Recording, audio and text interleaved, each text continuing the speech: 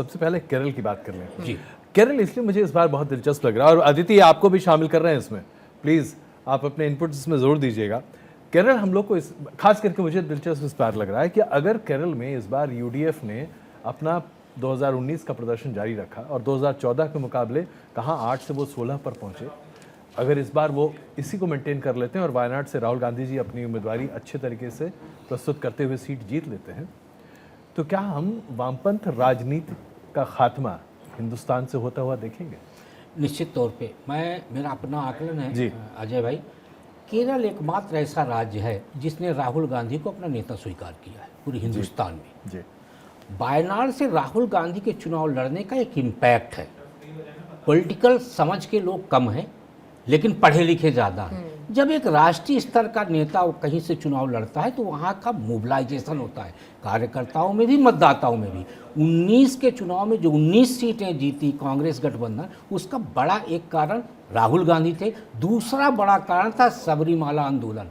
सबरीमाला आंदोलन में कांग्रेस का तटस्थ होना, भाजपा और लेफ्ट का आमने सामने होना, वहाँ का जो हिंदू वोटर है नायर, वो हिंदू वोटर बोला कि लेफ्ट को कौन हरा सकता है, कांग्रेस। लेकिन आपने सबरीमाला आंदोलन का जिक्र किया, फिर उसका तो प्रमुख चेहरा एनी राजा अलायंस का पार्ट है। किसके खिलाफ है? राहुल गांधी के, वायनाड सीट से। मेरी बात सुनिए ना, मैं ये कह रहा हूँ कि वहाँ का हिंदू वोटर देखा कि लेफ्ट को कौन हरा सकता है, तो उसको लगा कि लेफ्ट को भाजपा नहीं हरा सकती, भाजपा के साथ यदि हम जाएंगे तो लेफ्ट जीत जाएगा, तो हमें किसके साथ जाना चाहिए? हमें कांग्रेस के साथ जाना चाहिए। सबरीमाला आंदोलन किया भाजपा ने और उसका फायदा मिला कांग्रेस को। बिल्कुल सीधे सीधे ये स्पष्ट तौर पे है। इस बार भी यही स्थितियां हैं क्योंकि इस बार चेंज का मूड है। हर बार चेंज होता है। विधानसभा चुनाव में भी लेफ्ट नहीं आएगा, लोकसभा चुनाव में भी जो अभी का माहौल है, यानी राहुल गांधी को लेके हिंदी पट्टी के लोग भले ही कुछ कहें, लेकिन वायनाड चुनाव लड़ने से वहाँ पे कांग्रेस के लिए बेहतर प्रदर्शन होगा। और इसीलिए इस बार भी जो अभी तक का आंकलन आया है वो लेफ्ट पार्टी को बिल्कुल रसातल पे ले जा रहा है और कांग्रेस पार्टी के लिए ऑक्सीजन दे रहा है। एक तरह से माना जा रहा है कि 19 सीटें इस बार फिर से यूडीएफ गठबंधन जीतेगी और शायद एक सीट लेफ्ट पार्टियां वहाँ पर निकाल पाएंगी। अदिति, हम लोग इस पर चर्चा भी कर रहे थे, अगर आपको याद हो, हम लोगों ने जब प्रीकर्सर शो किया था उस वक्त हमारी बात इस बात पर हो रही थी कि त्रिकोणीय मुकाबला है जिसमें भारतीय जनता पार्टी, वामपंथ दल और उसके साथ साथ कांग्रेस लेड यूडीएफ अपने आप को आगे रख रहे हैं। भारतीय जनता पार्टी के ऊपर जिस तरीके से उन्होंने अपना वोट शेयर बढ़ाया, 13% प्लस वोट शेयर उनका है, 15.85 आज के डेट में उनका वोट शेयर वहाँ पर निकल कर आ रहा है। भारतीय जनता पार्टी अगर सीट नहीं भी जीत पाती है तो केरल की मैसेजिंग क्या है, और अगर सीट जीत जाती है तो मैसेजिंग क्या है? क्योंकि देखिए दोनों सूरत में भारतीय जनता पार्टी के लिए खोने के लिए कुछ नहीं है, पाने के लिए बहुत कुछ है। हम बात कर रहे थे कि भारतीय जनता पार्टी उन राज्यों में जहां जहां पर उसका वोट परसेंटेज नहीं था, संगठन नहीं था, वहां उन्होंने कैसे काम किया। एक बार केरल आने से पहले एक एग्जाम्पल जम्मू कश्मीर का।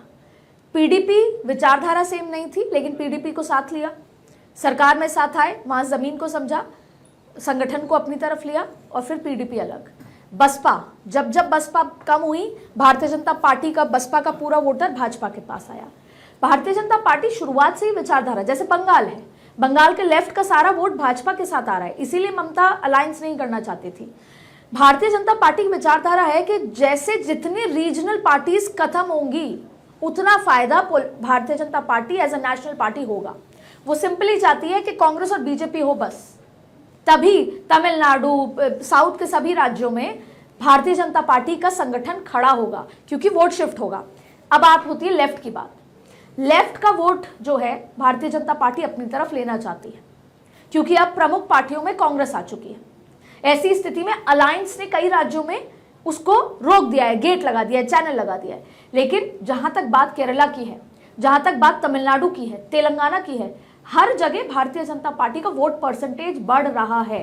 वोट कन्वर्ट हो या ना हो, सीट में कन्वर्ट हो या ना हो, लेकिन वोट परसेंटेज जरूर बढ़ाना आरएसएस के लिए बहुत महत्वपूर्ण हो सकता है। बीजेपी के लिए महत्वपूर्ण है कि ठीक है हम वहां पे अपनी प्रेजेंस बना रहे हैं, लेकिन जब आप 370 का नारा देते हैं और उसको पाने की पूरी कोशिश करते हैं, शिद्दत से आप कोशिश करते हैं, देन एवरी सीट मैटर्स। आज आप जब आप वहाँ पर चंद्रशेखर जैसे एक वरिष्ठ नेता को उतारते हैं मैदान में और जाहिर सी बात है कांग्रेस पार्टी के एक बहुत ही मुखर नेता शशि थरूर के सामने उतार रहे हैं, तो आप जीत के लिए उतार रहे हैं, आप हारने के लिए नहीं उतार रहे हैं। At least this is what I feel, I may be absolutely wrong. बिल्कुल जीत, एब्सोल्युटली। आप त्रिशूर में आपने इतने बड़े सुपरस्टार को उतारा है, आप यहाँ पर उतार रहे हैं, आप जीत के लिए उतार रहे हैं, क्योंकि भारतीय जनता पार्टी तो ये मान के चलती है कि हम जीत रहे हैं और उसमें उतनी ही ताकत से मेहनत भी करती है। लेकिन आसान नहीं होता, इस तरह का आसान नहीं। पश्चिम बंगाल में आप देखिए कब से मेहनत कर रही है भारतीय जनता पार्टी, कम से कम 10 सालों से कर रही है। अमित शाह का जितना फोकस उत्तर प्रदेश पे था उतना ही पश्चिम बंगाल पे था, पर वोट परसेंटेज बदला। 9 से आज इतने बड़े वोट परसेंटेज पे आए, इसलिए 18 सीटों पे आए। अब 22, 24, 26 पे आना चाहते हैं। तो ये बात तय है कि उत्तर में जिन पर वोट पड़ता है, दक्षिण में उन पर, उन मुद्दों पर वोट नहीं पड़ता। ये सबसे बड़ा इशू है। जबकि पैटर्न सेम है, पश्चिम बंगाल में हिंसा होती है, केरला में हिंसा होती है। अगर तमिलनाडु में जाति पर चुनाव पड़ता है तो उत्तर प्रदेश में भी, नॉर्थ में भी जाति पर चुनाव पड़ता है। पैटर्न सेम है, लेकिन मुद्दे अलग हैं। यहाँ पर राम पे वोट पड़ जाएगा, दक्षिण में राम पे शायद कौशिक जी को शामिल करते हैं इसमें। अदिति, कौशिक जी, केरल के संदर्भ में इसमें कोई शक नहीं है कि आप नॉर्थ इंडियन पार्टी के तौर पर जाने जाते हैं, भारतीय जनता पार्टी की अगर हम चर्चा करें, और लोग आपको उसी नज़रिए से देखते हैं जैसे आप विंध्यास के उस तरफ जाते हैं। महाराष्ट्र में फिर भी एक्सेप्टेबिलिटी है, लेकिन उसके बाद एक्सेप्टेबिलिटी बहुत कम है कर्नाटक को छोड़कर। लेकिन केरल की जनता जो कि पढ़ी लिखी है, और यहाँ पर कुछ ऐसे इनपुट्स आ रहे थे कि जो मुस्लिम मतदाता हैं उनमें खास करके वो मतदाता जिनके परिजन नॉर्थ ईस्ट, माफ़ कीजिएगा, मिडिल ईस्ट में रहते हैं, वहाँ पर एक विकास का मॉडल और इसकी चर्चा है। और मिडिल ईस्ट के लोग ये मानने लगे हैं कि मोदी जी ने जिस तरीके से मिडिल ईस्ट से बहुत इंटरेक्शन किया है, वहाँ पर इतने भ्रमण किए हैं, इतनी यात्राएं की हैं, मस्जिदों का इनॉग्रेशन तक वहाँ पर किया है, वहाँ पर गए भी हैं, तो एक पॉजिटिव इम्पैक्ट है। इसलिए शायद हो सकता है कि 27% मुस्लिम वोट बैंक जो है आमतौर पर वहाँ पर जो वोट करता है उसमें भी थोड़ा डिवीजन हो जाए और वो बीजेपी की तरफ चला जाए। संभावनाएँ हैं और ये बातचीत है, हम लोग इस पर चर्चा लंबी कर सकते हैं। इस परिप्रेक्ष्य में क्या बीजेपी की एक्सेप्टेबिलिटी केरल में हो सकती है? कि लगातार भारतीय जनता पार्टी ने कोशिश की है कि केरल में वो अपनी पैठ बनाए। हमने देखा है कि बीते 3 महीनों में तकरीबन 27 बार देश के प्रधानमंत्री उधर का दौरा, वो सेंगोल से लेकर के तमिल संगमम, वो सारी चीज़ें वो करते रहे और जोड़ने का वो प्रयास करते रहे। दरअसल उनको इस बात का पता है कि हिंदी पट्टी में जो कोई कमी रह जाती है या यहाँ से यदि कहीं कुछ माइनस होता हुआ दिखाई दे रहा है तो इसकी भरपाई वो करेंगे कहाँ से। तो निश्चित तौर पे उनकी पूरी कोशिश है कि उधर ध्यान दें और उसी रणनीति का एक हिस्सा है जो आप कह रहे हैं कि वो लगातार जोड़ने का प्रयास किए, वो जाकर के अपनी छवि को एक तरह से बदलने का भी प्रयास किए। दोनों चीज़ें साथ साथ चलती हुई दिखाई दे रही है, एक तरफ वो प्रयास भी और इलेक्शन आते आते वो सारी अपने मूल स्वभाव में लौटते हुए और उसी अंदाज में बातचीत करते हुए। भारतीय जनता पार्टी की सबसे बड़ी खासियत यही है कि वो 24/7 वोट के मूड में, चुनाव के मूड में होती ही है।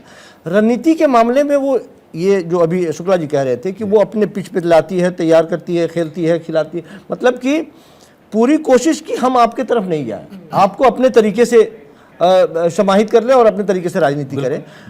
मुझे लगता है कि निश्चित तौर पे वोटों के प्रतिशत में इजाफा तो स्वाभाविक तौर पे दिखाई दे रहा है। उसके लिए तो प्लस ही है ना, अगर अजय जी इसको आप नहीं, बिल्कुल देखिए